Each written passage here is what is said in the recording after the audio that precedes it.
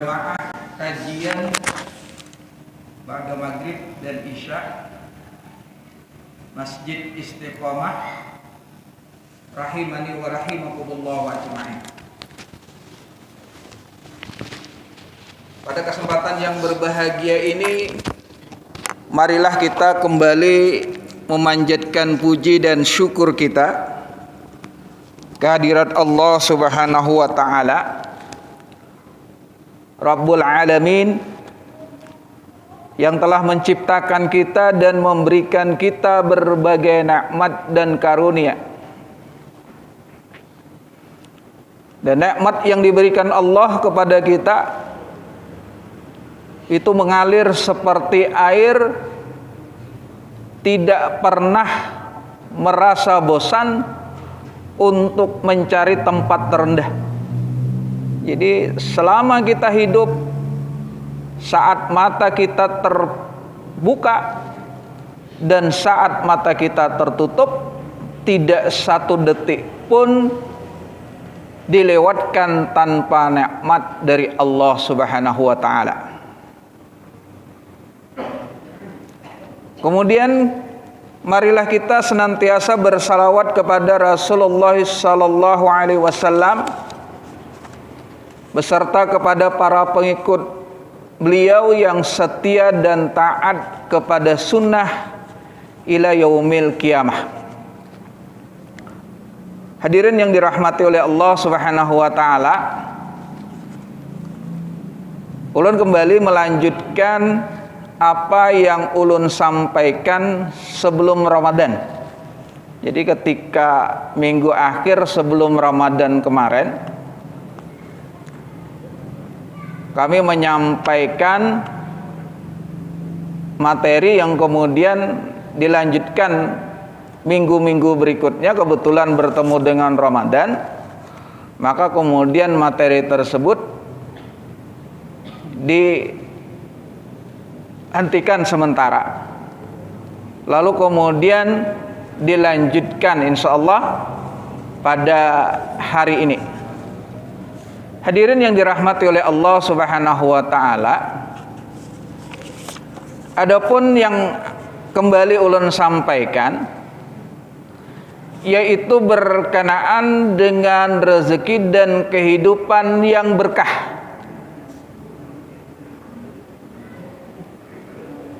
Hadirin yang dirahmati oleh Allah Subhanahu wa taala, sebelum Ramadan ulun menyampaikan dua hal. Jadi berkenaan dengan rezeki dan kehidupan kita agar menjadi berkah, itu paling tidak kita akan bertemu dengan 9 hal. Yang pertama adalah ketika kita hidup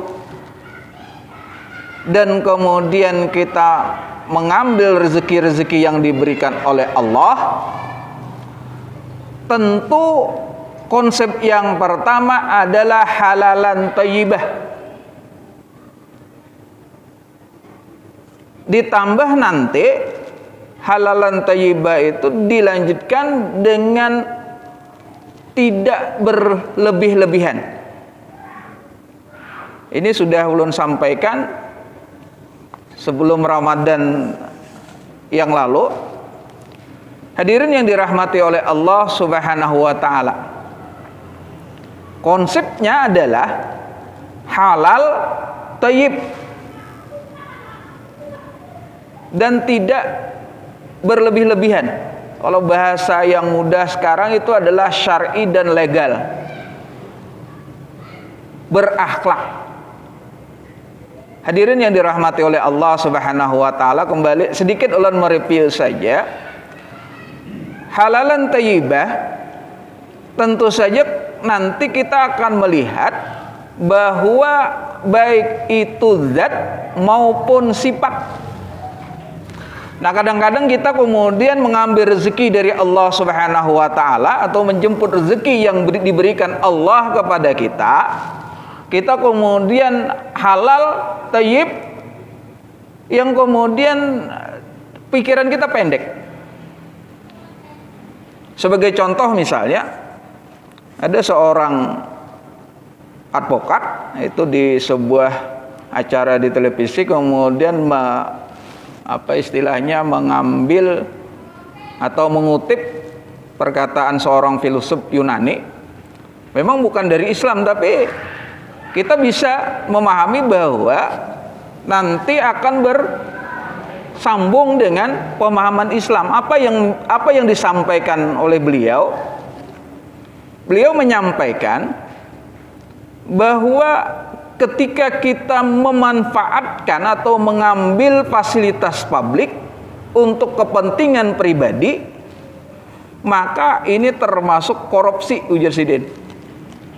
Hadirin yang dirahmati oleh Allah Subhanahu wa taala, termasuk nanti ketika kita menjemput rezeki Allah, maka kemudian kita pikirkan halal saja tidak cukup, harus kemudian thayyib, harus baik zat dan sifatnya, sehingga nanti ketika kita mendapatkan rezeki dari Allah itu tidak mengganggu kepentingan umum. Contoh misalnya, di suatu tempat, ulun kada sebutkanlah tempatnya, ada seseorang, bukan orang yang tidak bekerja, satu keluarga suami istri bekerja, lalu kemudian dia membuka usaha lagi, dan dana yang dia keluarkan besar untuk membuat satu usaha tersebut. Tetapi ada sesuatu yang dia tidak pikirkan. Apa? Kenyamanan masyarakat umum. Dengan dana yang besar, dengan modal yang besar, dia membangun sebuah tempat usaha bagus, berkembang, tapi mohon maaf, dia tidak memikirkan memikirkan bagaimana tempat parkir di tempat itu. Hadirin yang dirahmati oleh Allah Subhanahu wa taala, ini jadi satu masalah, sehingga kemudian ketika usaha dia tersebut beroperasi, maka kemudian orang yang datang ke tempat dia karena dia tidak menyediakan parkir, padahal mungkin bukan masalah investasi seperti itu bagi dia. Sehingga kemudian ketika waktu usaha dia buka, maka kemudian jalan di tempat itu macet. Akhirnya kemudian apa yang terjadi? Masyarakat kemudian merasa tidak nyaman. Betul, satu pihak usaha itu sangat membantu orang lain, tapi satu pihak juga kemudian mengganggu, paling tidak mengganggu, bahkan kemudian bisa merugikan kepentingan orang lain. Nah, ini yang dimaksud dengan syar'i legal yang berakhlak. Hadirin yang dirahmati oleh Allah Subhanahu wa taala, sekali lagi ayat-ayat Al-Quran mengisyaratkan kepada kita berkenaan dengan halalan thayyibah, dan kemudian jangan berlebih-lebihan. Wa kulu wasrabu wa la tusrifu. Sesuatu yang berlebih-lebihan juga tentu akan merugikan, walaupun halal, walaupun thayyib. Kita saja misalnya di tubuh kita memerlukan protein, tapi begitu kemudian protein itu kita konsumsi dengan jumlah yang berlebih, bukan kemudian membantu kesehatan kita, justru akan mengganggu kesehatan kita. Jamaah yang berbahagia dan dirahmati oleh Allah Subhanahu wa taala, itu yang pertama.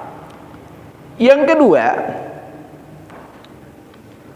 menjauhi pekerjaan yang haram dan subhat.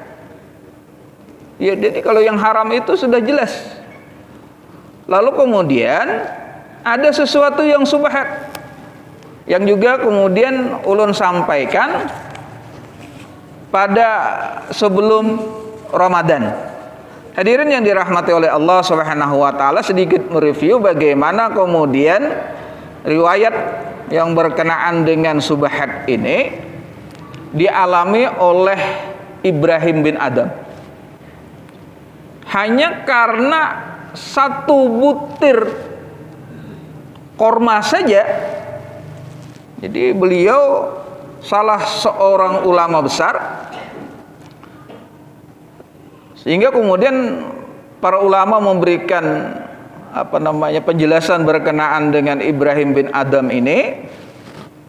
Kalau beliau berdoa, doanya makbulan. Nah, suatu saat sampai beliau perjalanan di Masjidil Aqsa dan berdoa, memohon kepada Allah. Kedekatan beliau merasakan ada malaikat yang berbisik-bisik. Kasihan dia, orang yang doanya selalu diterima oleh Allah, selalu dikabulkan Allah, akhir-akhir ini tidak didengarkan Allah.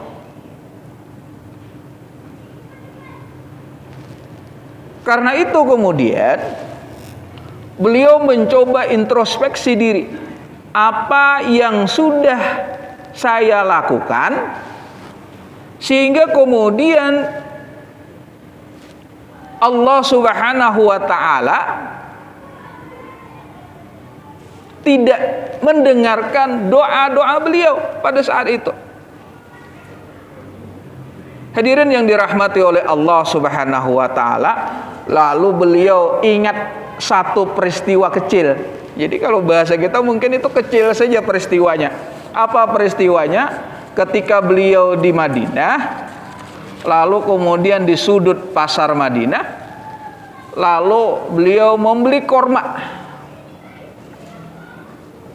nukar korma, lalu korma itu ditimbang oleh penjual korma.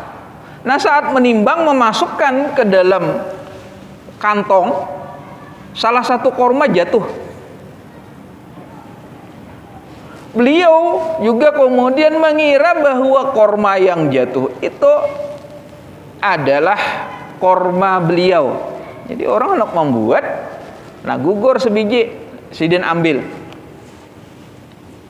Sidin mengira, ampun sidin, dimakan. Hadirin yang dirahmati oleh Allah Subhanahu wa taala, maka kemudian beliau ingat itu, ya Allah, dari Masjidil Aqsa di Palestina beliau kemudian kembali. Hanya untuk apa? Untuk bertemu dengan orang yang menjual korma tersebut. Ketika sampai di pasar, beliau bersegera mendatangi toko atau lapak tempat menjual korma. Sampai di tempat itu, beliau ini bahasa kita celangak-celinguk, bingung. Ada tokonya, ada lapaknya, tapi kada ada orangnya. Artinya orangnya yang berjual lain. Kalau dulu bapaknya tua, sekarang anak muda. Lalu beliau bertanya, hai anak muda, mana bapak yang dulu berjualan korma di sini, yang toko sampian ini? Si pemuda kemudian mengatakan, beliau adalah bapak saya dan sudah meninggal dunia sebulan yang lalu. Dipanggil oleh Allah.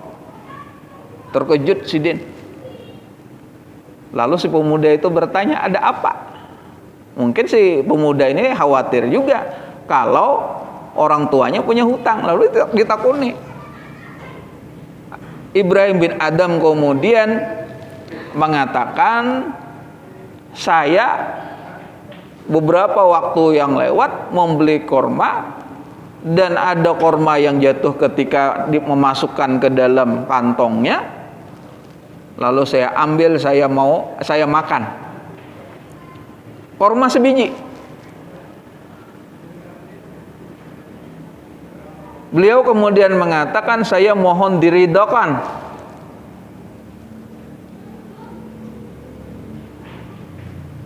Lalu kemudian si pemuda tadi mengatakan, Tuan, dengan saya meredakan dunia akhirat. Jadi gak ada apa-apa. Tetapi ujarnya, saya tidak tahu dengan 11 orang saudara saya, 10 orang saudara saya. Kami punya saudara 11, 10 orang gak ada tahu loh sebiji korma itu apakah saudara-saudara ulun meredakan. Jamaah yang dirahmati oleh Allah, lalu beliau minta alamat-alamatnya, keliling berbulan-bulan hanya meminta reda 1 butir korma saja. Padahal itu belum tentu sesuatu yang haram. Kenapa? Tidak yakin apakah itu kemudian jatuh memang dari punya beliau, apakah itu bukan punya beliau yang lain jatuh. Hadirin yang dirahmati oleh Allah Subhanahu wa taala. Ini luar biasa berkenaan dengan subhat. Maka ketika kemudian ingin hidup kita berkah, jangankan yang haram, yang subhat saja tentu harus kita tinggalkan. Hadirin yang dirahmati oleh Allah Subhanahu wa taala, nanti memang ada diajarkan kepada kita, kadang-kadang kita sulit untuk melewati yang seperti itu. Kita kada tahu nih dasarnya apa. Apakah ini halal? Apakah ini tidak? Maka kemudian nanti diajarkan di dalam Islam bagaimana kemudian mengatasi hal tersebut dengan mengeluarkan zakat, infak, dan sedekah. Jamaah yang berbahagia dan dirahmati oleh Allah, itu 2 hal yang sudah ulun sampaikan. Adapun yang hari ini ketiga dan selanjutnya dari 9, yang ketiga adalah bekerja dengan sungguh-sungguh. Jadi ketika hendak keberkahan, maka kemudian kita tetap bekerja dengan sungguh-sungguh, tidak bekerja dengan asal-asalan, asal jadi tidak. Jamaah yang berbahagia dan dirahmati oleh Allah Subhanahu wa taala, Allah Subhanahu wa taala mengingatkan kepada kita, wa qul malu fasayarallahu amalukum wa rasuluhu wal mu'minun wa saturadduna ila amilil ghaibi wasyahadah fayunabbiukum bima kuntum ta'malun. Dan katakanlah, bekerjalah kamu, maka Allah dan Rasulnya serta orang-orang mukmin akan melihat pekerjaanmu itu, dan kamu akan dikembalikan kepada Allah yang mengetahui akan yang gaib dan mengetahui yang nyata, lalu diberitakannya kepada kamu apa yang telah kamu kerjakan. At-Taubah ayat 105. Hadirin yang berbahagia dan dirahmati oleh Allah Subhanahu wa taala, maka ketika kita bekerja dengan sungguh-sungguh, ada hal yang perlu kita perhatikan. Ada tagline misalnya, kerja cerdas, kerja tuntas, kerja ikhlas. Ini tagline yang biasa saja, walaupun kemudian mungkin di akhir-akhir ini agak sedikit nyerempet-nyerempet, karena mungkin ada orang yang diidentikan dengan tagline ini, dan kita tidak ada hubungan dengan itu, walaupun kita kemudian kalau tagline-nya tidak jadi masalah. Hadirin yang dirahmati oleh Allah Subhanahu wa taala, ketika kita ingin kerja dengan cerdas, maka tentu akan menghasilkan sesuatu yang lebih besar. Jadi ulun suatu saat pernah diceritakan ada sekelompok pekerja membangun sebuah rumah.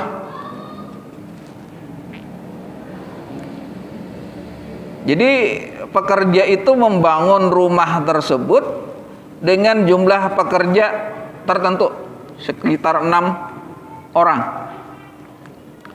Lalu kemudian ada seseorang mampir di situ, melihat rumah yang sudah dibangun hampir selesai, yang menggawi 6 atau 7. Jadi sekitar 6 orang lah rata-rata.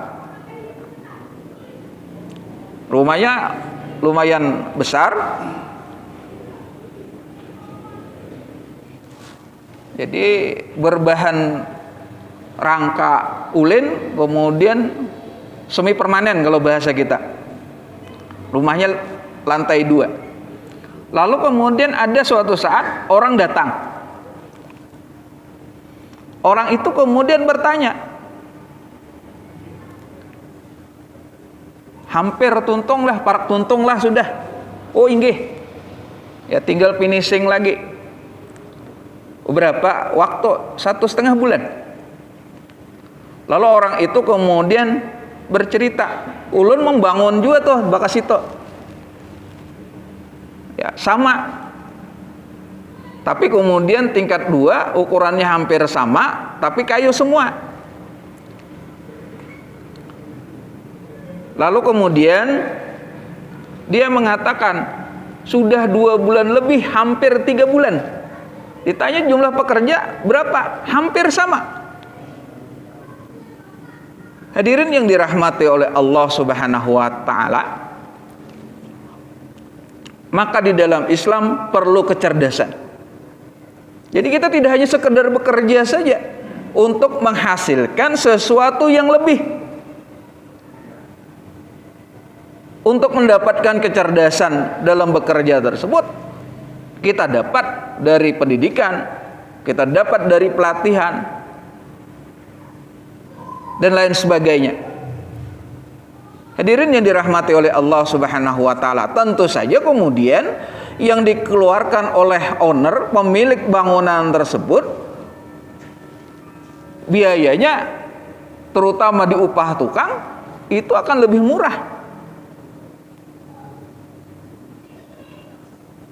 Lebih-lebih kemudian mereka bisa menghemat. Jadi teknik dan trik itu berkenaan dengan kecerdasan. Bangunan yang dibangun, jadi kalau bahasa kita, kalau tukang kayu, bagaimana cara memaksimalkan bahan yang ada. Maka ketika orang hendak membangun, mungkin akan konsultasi ukuran yang pas berapa, supaya kemudian bahan ini tidak banyak terbuang. Maka ketika kemudian rumah itu selesai, hampir selesai, pada saat finishing ada tukang di tempat lain kemudian mampir. Lalu kemudian mengatakan dengan yang punya, Pak, minta potongan ulin yang panjangnya kira-kira sekilan lebih. Ditanya, gasan apa pian? Gasan mau olah hulu tukol lawan hulu kapak. Jadi ujar yang ampun rumah, inggih ambil aja, cari aja pian. Jadi dia berkeliling rumah itu 2-3 kali berkeliling, kada dapat. Kada dapat aja. Ada cuma ini satu, ulun bawalah, silahkan. Nah inilah yang kemudian, yang bagaimana kemudian orang bisa bekerja cerdas. Lalu kemudian di dalam Islam itu sangat memperhatikan bagaimana tanggung jawab. Maka kemudian bagaimana kerja tuntas berkaitan dengan persiapan dan lain sebagainya sampai dengan selesai satu pekerjaan.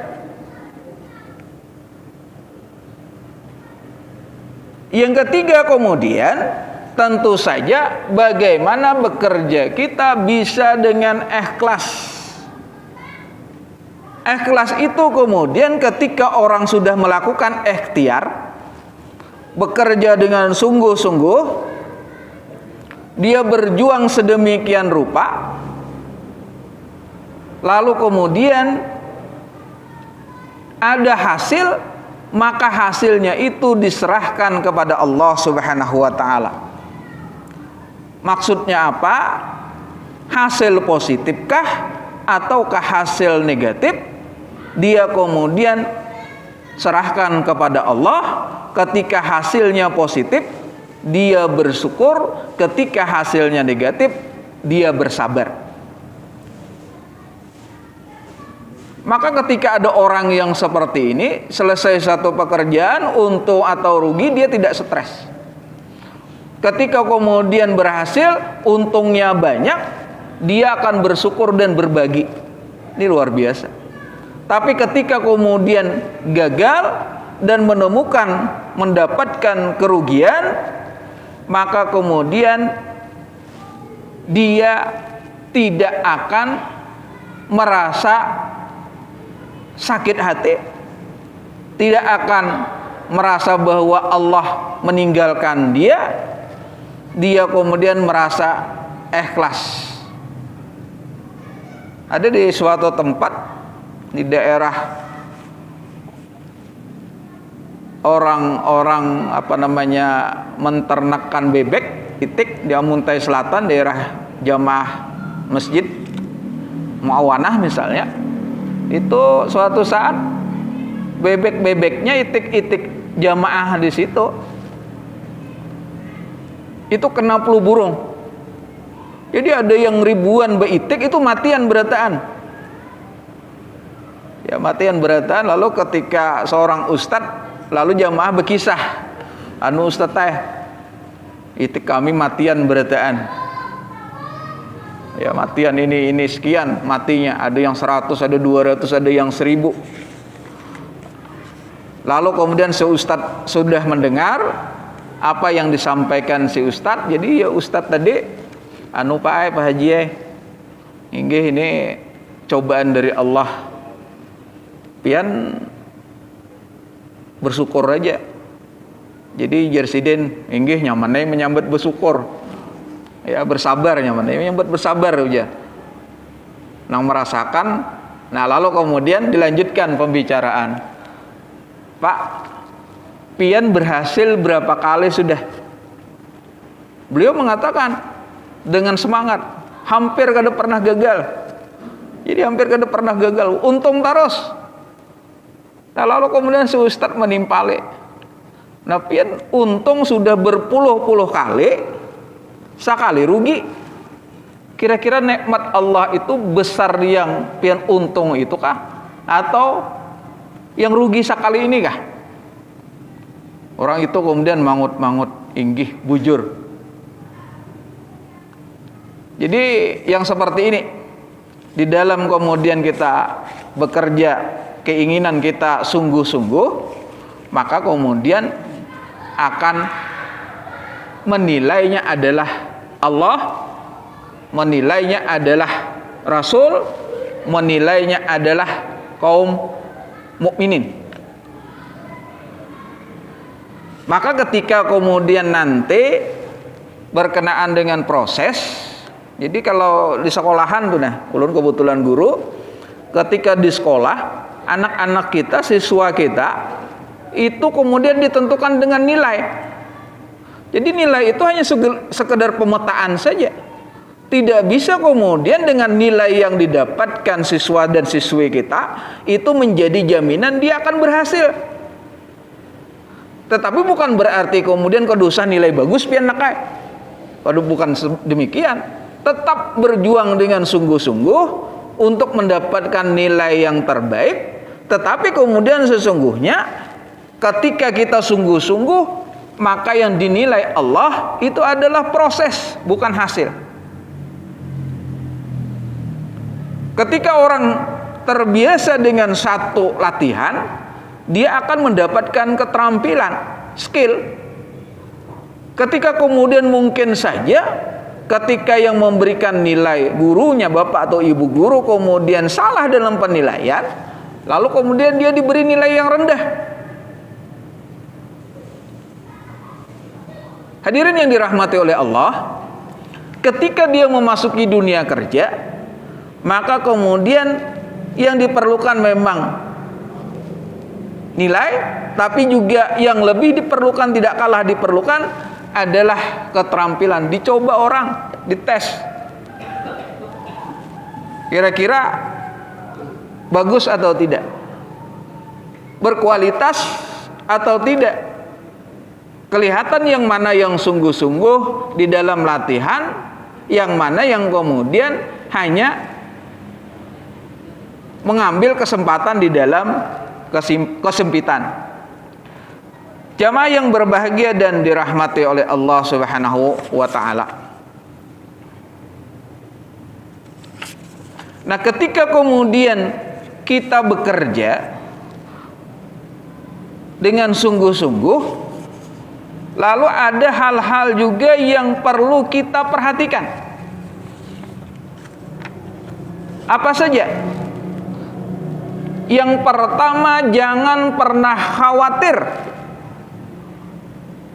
bahwa rezeki yang akan kita dapat sudah dijamin oleh Allah Subhanahu wa taala.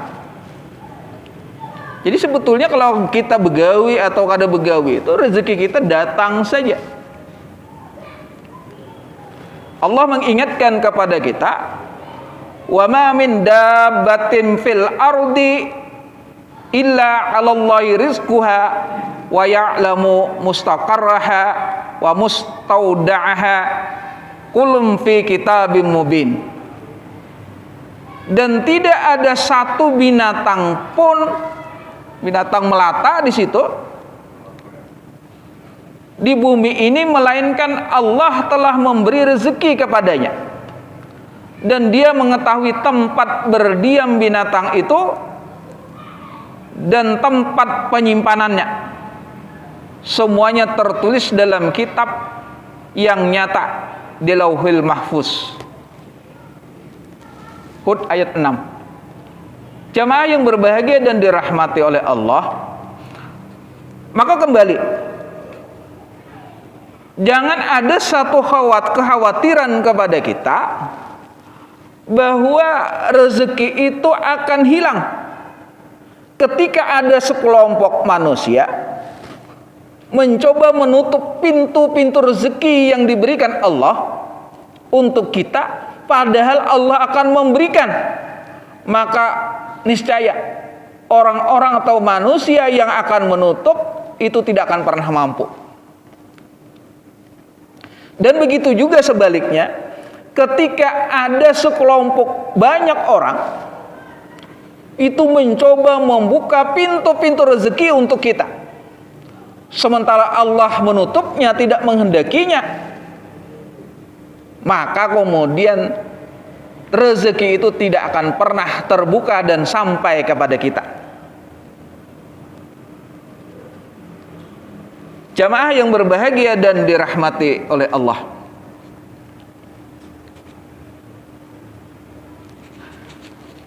yang kedua, ketika kemudian kita bergerak dinamis dari semua penjuru bumi ini, maka nikmat akan rezeki itu datang kepada kita. Allah mengingatkan kepada kita, walladzi ja'ala lakumul arda zalulam famshu fi manakibiha wa kulu mir rizqiha wa ilaihin nusur. Dialah yang menjadikan bumi itu mudah bagimu, maka berjalanlah di segala penjurunya dan makanlah sebahagian dari rezekinya, dan hanya kepadanya lah kamu kembali setelahnya dibangkitkan. Hadirin yang dirahmati oleh Allah Subhanahu wa taala. Jadi berkenaan nanti dengan rezeki Allah ini, kita akan ketemu ada orang yang kemudian berkhidmat begawi di suatu tempat, tapi ternyata tidak cocok. Maka kemudian dia pindah ke tempat yang lain. Tidak cocok, pindah lagi ke tempat yang lain. Baru kemudian cocok. Padahal apa yang dia kerjakan sama. Nah, ini yang kemudian yang dimaksudkan bahwa manusia itu selalu dinamis, tidak statis. Dimanapun kemudian dari rezeki Allah di muka bumi ini, dia tetap akan berjuang dan mengambil rezeki tersebut. Hadirin yang dirahmati oleh Allah Subhanahu wa taala, sehingga nanti di dalam Islam itu ada istilah dengan hijrah. Perpindahan seseorang dari satu tempat ke tempat yang lain.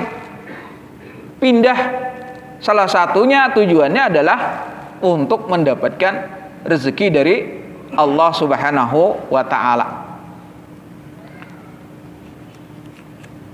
Yang ketiga kemudian,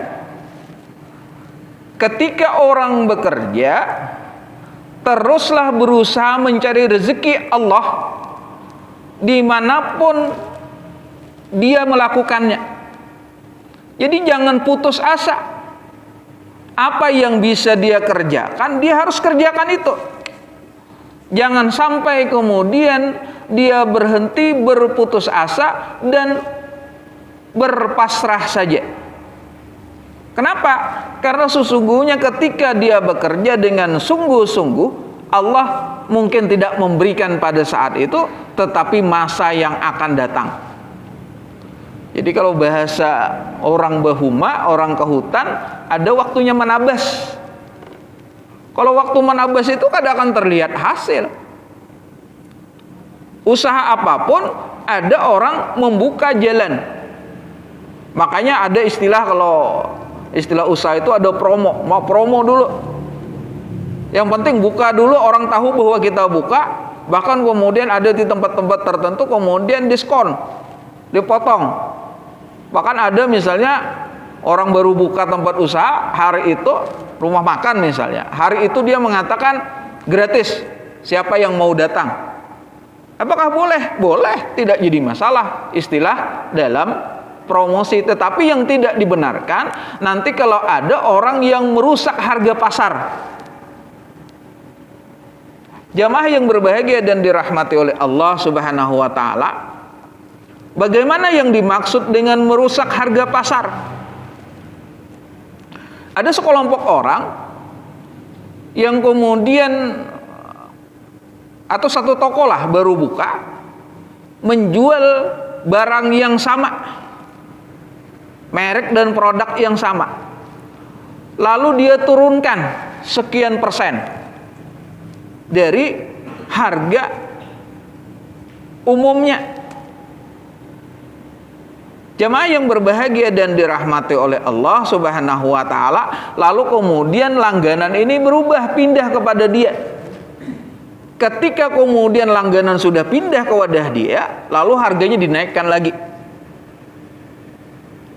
Ini merusak pasar. Hadirin yang dirahmati oleh Allah, di suatu tempat misalnya ada suatu praktek perdagangan, ada seorang yang memiliki toko yang besar. Jadi ulun kada sebutkan kotanya. Jadi ada seorang sales misalnya datang ke tempat beliau, Pak Haji, ini ada promo Pak Haji, satu merek dagang tertentu, produk, ini ada promo. Jadi ujar si beliau tadi, Pak Haji tadi, berapa gram promonya? Kalau pian mengambil barang, jadi presiden, kalau pian mengambil barang lawan kami sebesar 300 juta, pian dapat potongan 5%. Jadi presiden, ulun kada hendak 300 juta. Ulun hendak 800 juta mengambil. Cuma ulun minta potongan 10%. Hadirin yang dirahmati oleh Allah Subhanahu wa taala. Lalu kemudian buan sales ini pian berkoordinasi lawan pimpinan dia. Bayapan orang hendak ngambil seini langganan kita yang satu ini. Biar di sana berikan saja. Dijulung. Lalu kemudian beliau menjual harga itu lebih murah daripada harga di sales. Harga di sales misalnya per piece itu 10.000, beliau menjual dengan harga grosir di 9.500. Karena dapat potongan 10%, berarti modal siden hanya 9.000, dijual siden 9.500. Dan ini dijual secara umum. Hadirin yang dirahmati oleh Allah Subhanahu wa taala, maka kemudian orang mengambil kepada dia, maka bukan termasuk dari merusak harga pasar. Jamaah yang berbahagia dan dirahmati oleh Allah, praktek-praktek yang seperti ini banyak. Setiap gurusiran-gurusiran besar sistemnya seperti ini, tapi tidak untuk merusak, karena dia memperhitungkan berbagi keuntungan dengan sesama pedagang kecil yang lain. Beda kalau tadi kita rusak dulu, kita turunkan dulu harga, lalu ketika orang sudah jadi langganan pada kita naikkan pulang, kita bulikakan. Jamaah yang berbahagia dan dirahmati oleh Allah Subhanahu wa taala.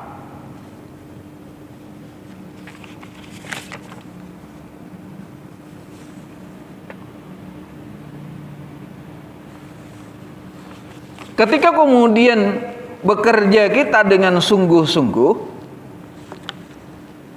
tentu saja nanti akan menghasilkan juga sesuatu yang baik untuk kita,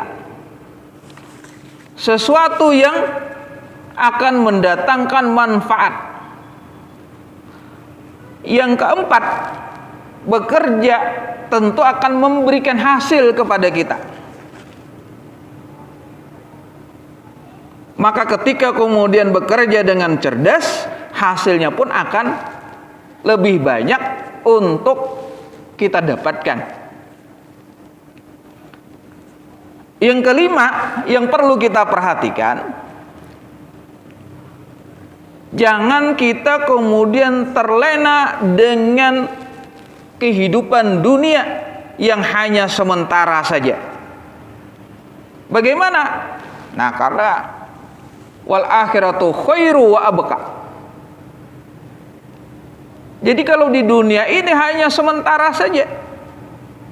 Hadirin yang dirahmati oleh Allah Subhanahu wa taala, tidak akan pernah kita bisa meninggalkan di akhirat kita hanya untuk mendapatkan dunia. Tapi ketika kemudian kita melakukan sesuatu untuk akhirat, dunia kita akan dapatkan. Sebagai contoh misalnya, ketika ada seorang petani, dia kemudian menanam padi,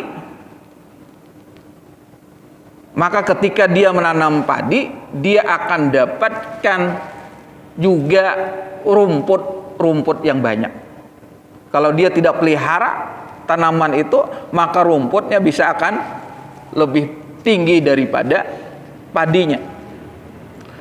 Tetapi ketika dia menanam rumput, tidak akan pernah akan tumbuh padi pada kebun atau sawah dia tersebut. Maka maknanya ketika orang tersebut mengejar akhirat, di dunia dia akan dapatkan. Tapi ketika kemudian dia hanya mengejar dunia saja, akhirat dia tidak akan dapatkan. Makanya kemudian ketika ada orang bekerja dengan sungguh-sungguh, maka kemudian dia perhatikan sampai waktunya dia menghadap kepada Allah, lalu kemudian dia menghadap kepada Allah. Sampai waktu dia punya kelebihan, maka berbagilah dia. Tidak hanya mementingkan kepentingan dirinya sendiri, kepentingan dia di dunia saja. Hadirin yang dirahmati oleh Allah Subhanahu wa taala, mungkin ini yang bisa ulun sampaikan pada kesempatan kali ini. Mudah-mudahan tetap akan menjadikan motivasi kepada kita bahwa bekerja itu adalah bagian daripada perintah agama. Bekerja itu adalah sesuatu yang disunahkan. Bekerjalah kemudian dengan profesional, bekerjalah dengan sungguh-sungguh. Maka ketika kemudian kita bekerja dengan profesional dan sungguh-sungguh, kita akan mendapatkan hasil yang terbaik.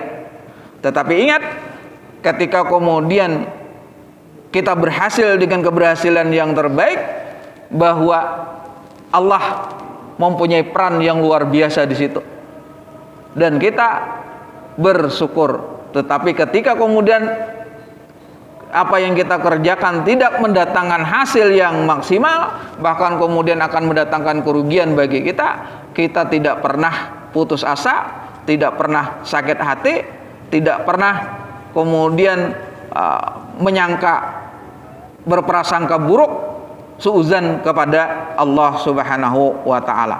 Terima kasih atas segala perhatian, dan mohon maaf jika terdapat kesalahan dan kekhilafan dalam ulun menyampaikan. Al-haqqu mir rabbik fala takunanna minal mumtarin. Kebenaran datang dari Tuhan, dan ketika kebenaran itu sudah disampaikan, maka kemudian tidak ada keraguan terhadap kebenaran yang disampaikan tersebut. Subhanakallahumma wa bihamdika asyhadu an la ilaha illa anta astaghfiruka wa atubu ilaih. Assalamualaikum warahmatullahi wabarakatuh.